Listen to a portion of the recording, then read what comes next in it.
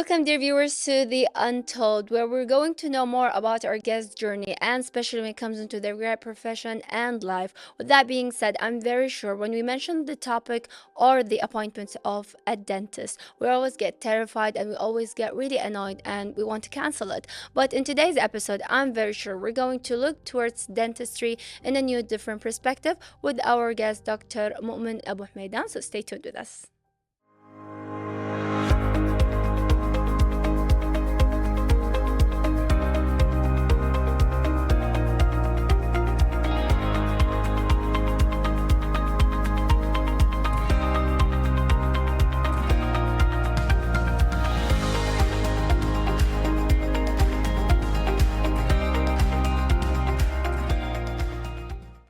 Really happy to welcome with us in the Untold Dr. Momen Abu Hmeidan. Really happy to have you here. Thank you so much. I'm really happy to be here.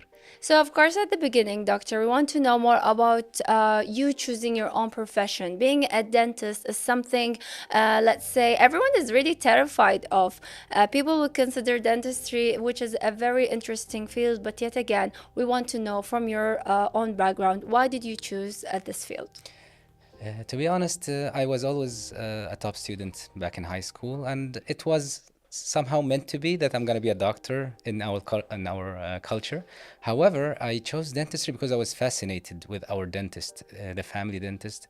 I always loved the atmosphere. The clinic was too white and clean and flashy. So, to be honest, also I didn't like the atmosphere of the hospitals. They were always depressing. So my mind was always towards dentistry. Yes. I mean, you really did have a very interesting, let's say, history when it comes into going to your dentist, because I do remember the ones that we used to go to was very terrifying at the back, let's say, especially talking about these moments where the chairs were, let's say, closing for the stubborn kids and so on. So having that said, a lot of people would stereotype a dentist as, let's say, something terrifying.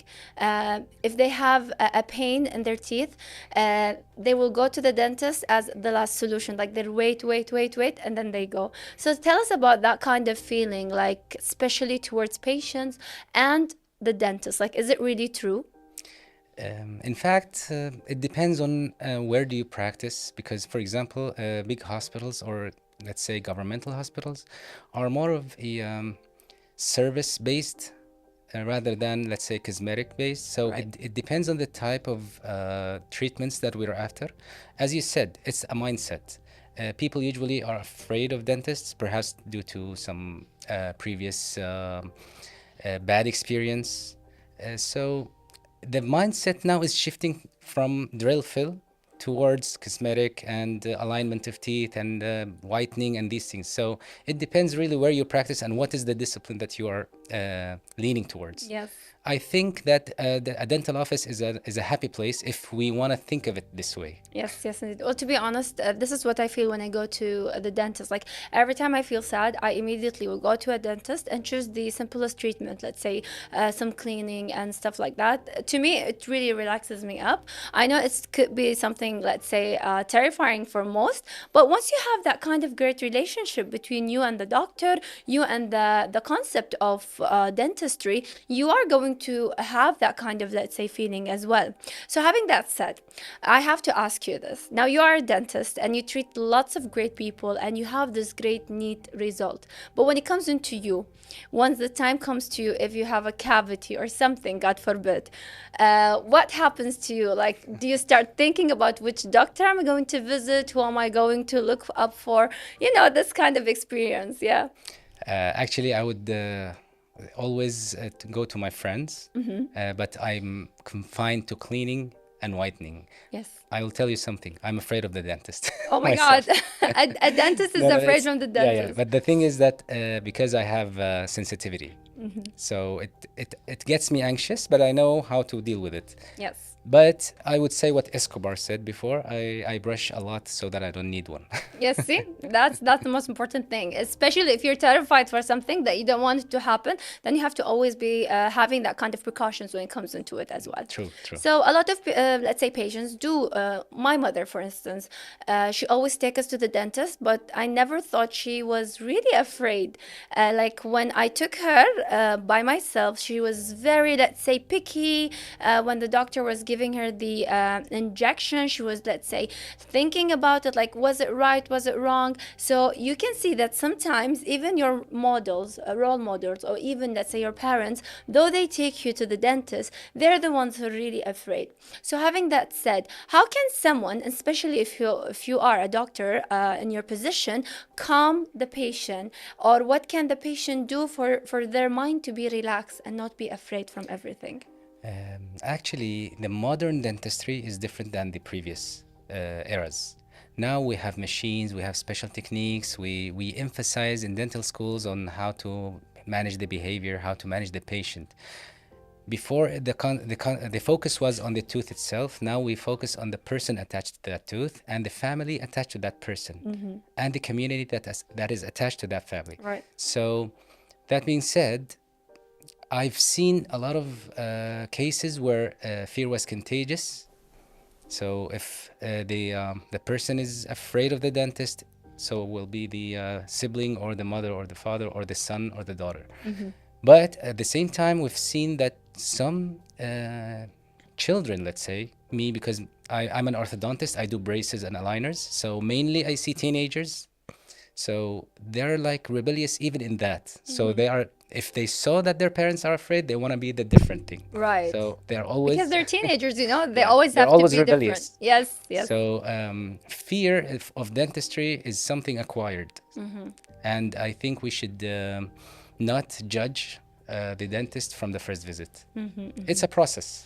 It's a process. Yeah. And yet again, it's always that kind of relationship that you have to always start. For me, it's very important to not jump from a doctor to another in order for you to, let's say, have different prices, different methods and stuff. But you always have to stick to one doctor, the one that suits you, the one that's good for you, so that you could have that kind of relation and bond for it True. to actually grow. So you told me that you deal with teenagers. So this is a very difficult age, especially when you are trying to, let's say, tell them about, let's say, for instance, a treatment, and especially if it's a long-term treatment. So tell us about how do you deal with that, and especially with teenagers. You know, you've been a teacher. We all been a Right. teenager once, so it's a difficult, let's say, timepiece of everyone's life. I love dealing with them because I feel that I understand them, and the reason why I would think of myself as a successful orthodontist is because I know how to get through their minds. I read their minds, I know their language, and I treat like I would want to be treated when I was a teenager. So I think it has an emotional factor, and social intelligence is very important, Yes. and emotional intelligence as well. Yes. Because I've seen a lot of cases, I've heard a lot of stories, I've seen also reactions. You can understand many things from a teenager. Although it's just a, let's say, a dental visit, but you can, for example, see and feel abuse. You can feel, for example, ignorance. You can tell and detect many Yeah. things. Yeah. So I'm emotionally attached to that age group. That's why I love to deal with them, and I love my job. Yes, and it's very beautifully said what you just said, talking about how connected you actually feel, and you can actually sense, like people would think and hear about a dentist from a different perspective. He's just there to treat you and so.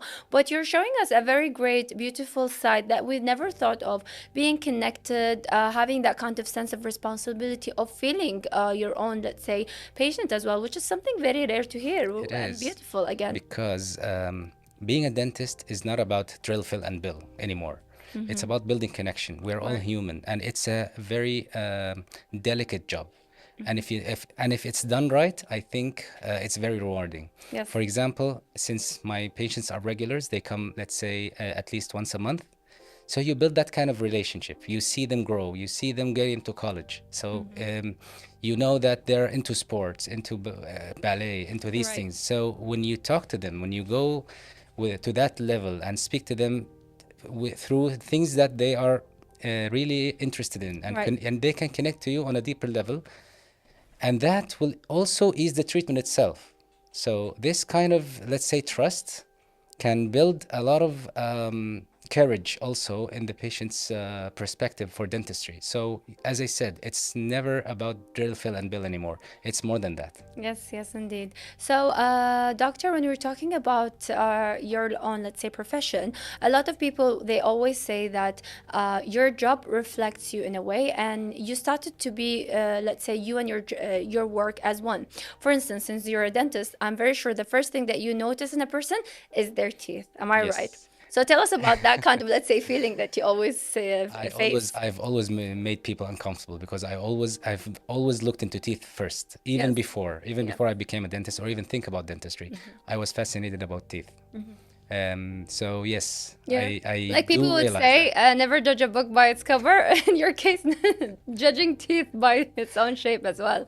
Yes. So it's very important to have that balance. I know it could, especially if it's your profession, then you're always going to live with it and always have that kind of senses looking and judging people in that way without, let's say, knowing about it. But having balance is very important. Tell us about you from your own perspective. I'm very sure your job is always busy and hectic, tiring because you're in one position dealing and feeling with different kind of clients and different kind of patients. How do you manage to balance between, let's say, your profession and job and also your life as well?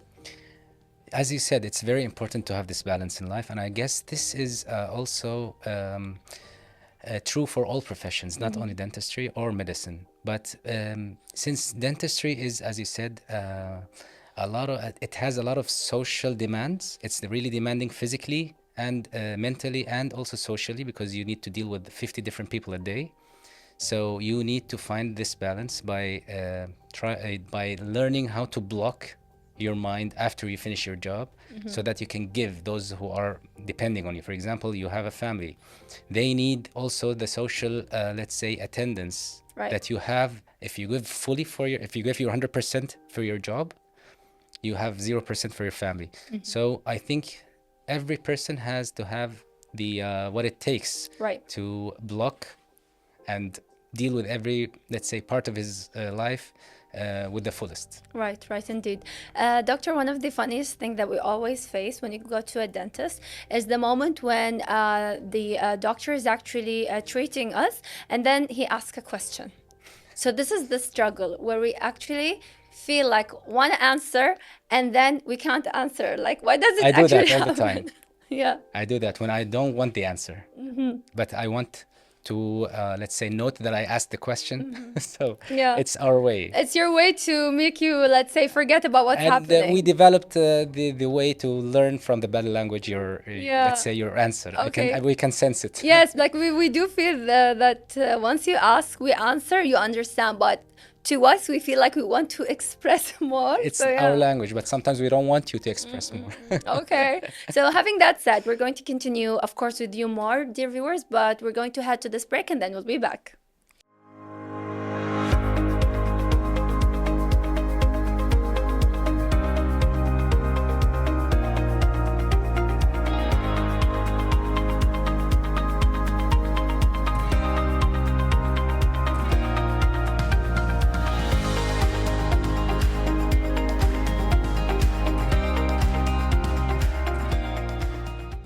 And we are back, dear viewers, with our dentist, Dr. Momen. So one of the most important thing is to have this kind of great memory with you and with the patient, and of course to always recall them back once there is the another session, And so, having that said, how important is to have that kind of great bond and creating these funny memories with the patients?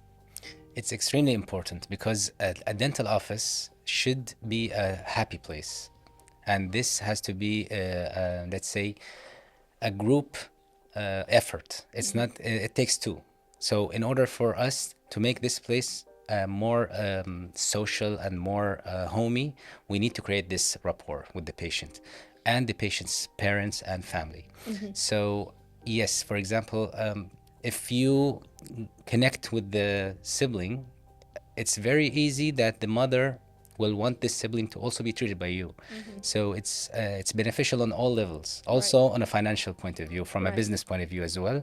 And at the end of the day, we are all humans, and this profession is a medically driven profession. So we need that sense. I mean, you mentioned something very important, which is once you see that kind of, let's say, relationship the mother sees with the doctor and one of her kids, they want that also to be with the other child. But sometimes we have two different children, one who is really with the doctor and cooperative, the other is difficult to handle. I mean, to me, I would always, let's say, keep in mind the reputation. Like my doctor, for instance, like Maria, because Maria is very cooperative. But when I took Talia, I mean, she was a monster on that chair. And having that, how important is to, especially for mothers, not to feel embarrassed, because sometimes you would go to another doctor is because I don't want to ruin that kind of reputation, that kind of beautiful relation between my child and my doctor, and then I have this stubborn child. Like, how can we deal with it? Yes. This is why, let's say, a successful dentist is not monotones. You're never monotoned. Right. Every person has his own or her own approach. You cannot approach all people in the same way. Right. Some people are sensitive to feelings. Some people are sensitive to price. Others are sensitive to science. So you need to find that sweet spot, and you need to know what this patient or that this person is, what aggregates him and what gets him his attention or her attention, and this is where you hit. Yes. So they teach us in dental school how to drill, fill, and bill, but they never teach us how to approach a person. Right. This needs a level of social intelligence that differs, and what this is how you differentiate between a good and a successful dentist and let's say a normal straight forward dentist. Yes, let's say talking more about ones who are really practical and the ones who's really trying to present the effort as well. True. So one of the things I'm very sure when it comes into your daily work, because it's hectic and you're dealing with lots of great things, lots of things are happening within the teeth, the braces, the let's say tying them up and so on. What are the worst case scenario you don't want to see in your cases? Like, I know it's always there's always a scenario, but for instance, one of the cases that a dentist, especially in your own, let's say, a specialty, don't want to see it in the patient. Actually, many things can go wrong and can go south when it comes to a dental office, because at the end of the day, this is a medical field. So people faint, people lose consciousness, people. So there's a lot of bleeding and a lot of hectic medical emergencies. Yes. But I would say in our own profession, or let's say our own field, which is braces and orthodontists, I think we don't like to see blood, because blood is against our work. Okay. Our field is a dry and a clean field. Right. So it's always a joke among dentists that an orthodontist will always cry when he sees blood on Okay. other people's Okay. teeth. Okay. So So yeah. our main fear is a non-compliant, non-brushing Yes. patient. And I mean, this actually happens because of the condition of the teeth as well, because it needs lots of work once you start wearing braces as well, and a lot of caring. So, as much as you want your teeth to be nice and nice and aligned, you always have to take care of them, because there's a lot of cavity happening, a lot of cases that you don't want to, let's say, have different drillings and stuff without, let's say, having them all aligned and really precise as well. I mean, it's very interesting relationship that we don't only see by the doctor and the patient, but also with the assistant. So tell us about how important is finding the right assistant to you when it comes into your work, because you're always asking for a certain number of tools, and there's always that kind of connection we see as patient by the ones who helps the doctor. For instance, without saying the name of the tool, just give me, she'll immediately present the tool for you. So how important is having that bond? It's almost as important as any other major thing in our practice. Actually, four-handed dentistry, which is having the right assistant and the professional assistant, makes a lot of difference. And I think I wouldn't want, for example, my own assistants, because they've been with me for a long time, for many years. I wouldn't trade them for doctors. I wouldn't even want a doctor to help me. I want this specific person to Right. assist me, because now they know my style, they know what I need. They make life easy for me and for the patient.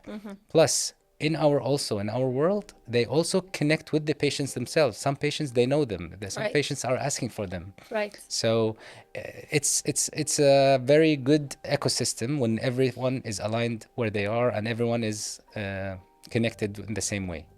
So when it comes into your own routine, since you have this busy job and also heavy job as well, what are the things that you like to have, especially if it was, let's say, your routines in the morning or once you are heading towards the clinic, your own room in the clinic? Like, tell us about these specific routines.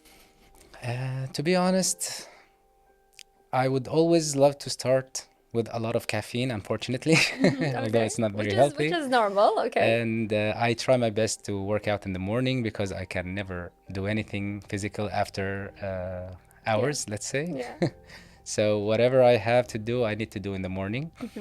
Plus, we always want to present ourselves in the best way because our profession also, they pick us by the photos and by the looks, let's say. So we Right. need to keep up and measure up to the standards that they are looking for. Yes. Yes, indeed. So we try our best to maintain and to have the balance. And of course, it's something that we pursue, but we can never reach. We would love to pursue a good, healthy body and mind Yes. Yes, indeed. as much as possible. Indeed, indeed, and especially with our hectic life and style, I mean, it's very important to balance that, and hopefully everyone would do that.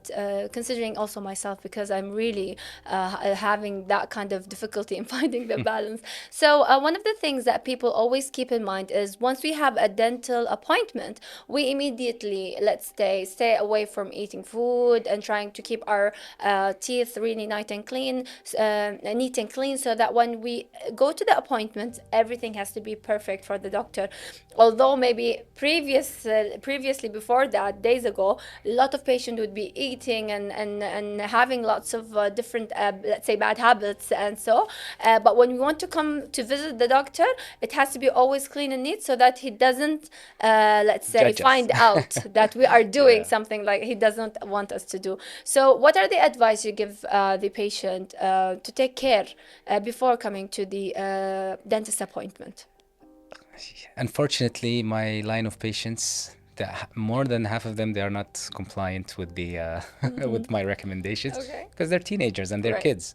So we always ask, of course, it goes without saying, as a dentist, I always want them to be the teeth to be clean and to have brushed their teeth prior to our session. But this is never easy for them. Right. Either they come from school or they come from the mall or they come. So I always want them to have a clean mouth before they Right. come. Right. As simple as that. Yes, yes, indeed. And hopefully they will apply for this advice in the future and really take care of them teeth, because in the end this is something that is going to be with them within years, and they're True. needing their teeth for them to grow and to use, and hopefully everyone get really, let's say, realize. And I believe the reason why they feel that is because they always hear about different, let's say, cures or things that could actually happen to one's teeth, whether replacing them with crowns or, let's say, having different kind of methods. And that's why I think because they are educated in a way, they don't feel like very terrified like the old ones and so. True, true. Especially the teenagers and the kids. Now they're more aware because they're more exposed, Right. and it's a different time. It's a different time. So I think the best feeling that I get every day, that some people would look up to me. Some kids are looking up to me, and even the parents are approaching me to guide their son or to her daughter with life and with they look at me as a coach Right. somehow, either in academics or in life. So I had multiple phone calls from Okay. parents telling us, please, this kid or that kid, he listens to you or she listens to you. Can you just convince her Advise to her. do this or that? Yeah. I had to, I loved this role. although it might be not my business, but this trust and this thing we built, it meant that we're getting somewhere with these Right, people. right. And this will create also, this will help shape their minds to be more responsible. For example, since I'm a dentist and they are regular with me, they learn few things about responsibility and discipline, because they need to be in a certain time doing certain things. So subconsciously, this is very rewarding for both the patient and for myself. Yes. So, doctor, one of the nice experience is always the beginnings and the ends. So, tell us about the experience with the patient once they come to the clinic and they start wearing the braces for the braces for the first time, and then reaching towards the end where they take them off, like that kind of This is experience. a very big question, actually, because I've seen it all. I've seen all the scenarios. I've seen the people who were extremely happy about getting the braces, especially the kids, and of course the, let's say, older people. They're really terrified and they hate themselves because they got braces. Mm-hmm. But at the end, I've seen tears of joy and tears of sadness. Some people, they don't want to get rid of their braces, Mm-hmm. and some people, they are happy that they're ending this journey, and they're extremely happy about the results. Mm-hmm. And this itself is a reward for me.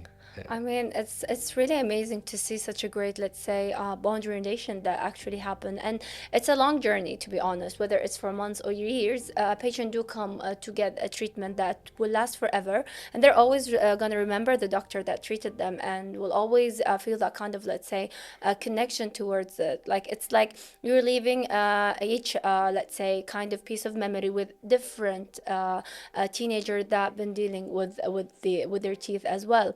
So it's very important to always have that beautiful mind and beautiful set and beautiful memories as well, and never let's say reach to the point where they go back again to get wider with their space and stuff, because that does actually happen due to the carelessness that could actually lead because they're a teenager, then they're entering college, which will make their life really busy, forgetting their returners, and everything will go back to scratch. Like, True. have you had these kind of, let's say, incident stories from some of your patients that actually went back with, let's say, getting them on again?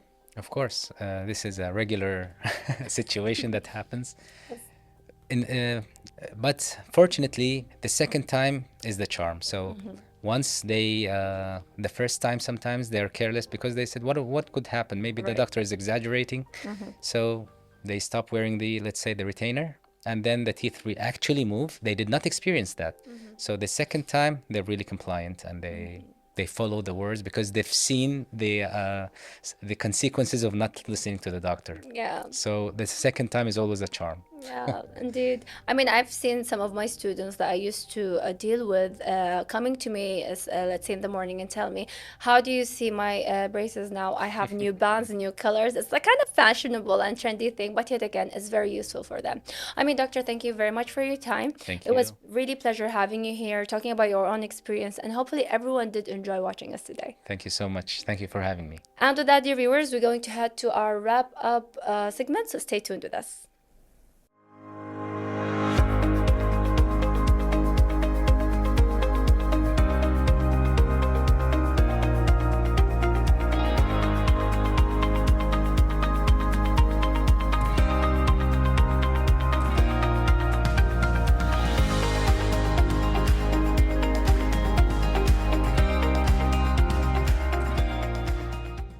This was our episode with Dr. Momen. Hopefully, you really did enjoy watching us, hearing us, and of course, knowing more about dentistry from his own perspective. With that being said, we wish you a very good evening and join us again in different new episodes of The Untold.